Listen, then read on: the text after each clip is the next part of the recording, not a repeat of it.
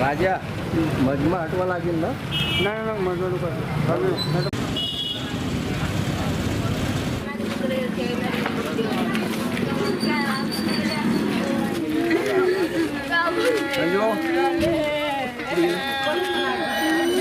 गेलं कुठं?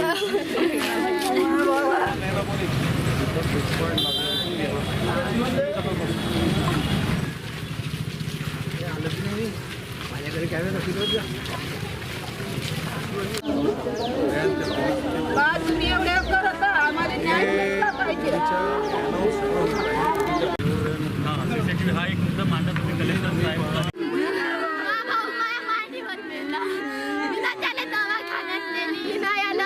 त्याची मान कापून त्याला धडकन होती थोडीशी पर कोणी त्याच्या तोंडात पाणी नाही टाकलं जी काकाची पाहिलेवाले लाखो जण होते.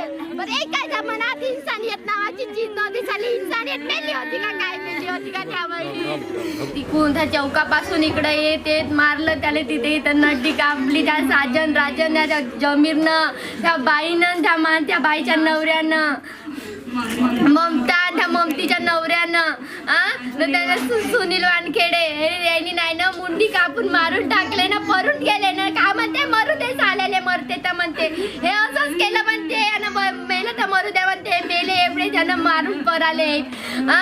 चौकातले एक लोक पुन्हा अट्ट होता पुन्हा लोक होते. बरं एक लोकांना त्याला वाचवलं नाही एका लोकांना काही त्याचे केलं नाही. आम्ही दोघ्या बहिणीनं त्याला आटोत टाकलं. त्याने इथं दम सोडला माझ्या मांडीवर. कसं वाटलं असेल माझ्या जीवाले कसं वाटलं असेल. त्यानं त्याचे नाही का हे इथं गड्डे पाडले नड्डी कापली त्याला इथलं हे टॅटू चिरून टाकलं इथे भोगद पाडले त्याले. एवढा बेदर्मीनं कोण मारते? हिऱ्यानं ढोर कापते घ्या हिऱ्यानं चाकून मर्डर केला कोण करते असं आजकाल मध्ये. त्याला काहीच नसन वाटलं का? त्याला काहीच नसन वाटलं काय करत नाही काय बोलत नाही त्याले. माया भाऊ मेला अण्णाभाऊ साठे यांच्या चौकापासून तर एका युवकाला मारत आणून इथं जी हत्या झालेली आहे काल त्या प्रकरणी मी इथं आलो लोकांच्या भावना घेतल्या. आणि हा चौक आहे इथं शेकडो दुकानं आहेत फार मोठी वाहतूक आहे इथं ट्रॅफिक आहे. दिवसा 2-3 वाजताची घटना घडलेली आहे. हे आम्हाला एक आव्हान आहे आमच्या राज्यामध्ये अशी घटना घडणं आणि बाजूला 20 फुटावर पोलीस चौकी असताना हा प्रकार घडलेला आहे. पोलिसांनी कारवाई चालू केली असं तर म्हणणं आहे. एक 20 वर्षाचा एक दलित युवक 22 वर्षाचा त्याची हत्या या भागातील लोकांना फार जिव्हारी लागलेली आहे. या ठिकाणी जे अपराधी लोक राहतात जे काही आरोपी आहेत 2 असेल 5 असेल 6 असेल कोणी महिला त्यामागे असं तिथं चर्चा आहे सहभागी आहे कोणी डायरेक्शन देणारे सगळे आरोपींना पकडलं पाहिजे.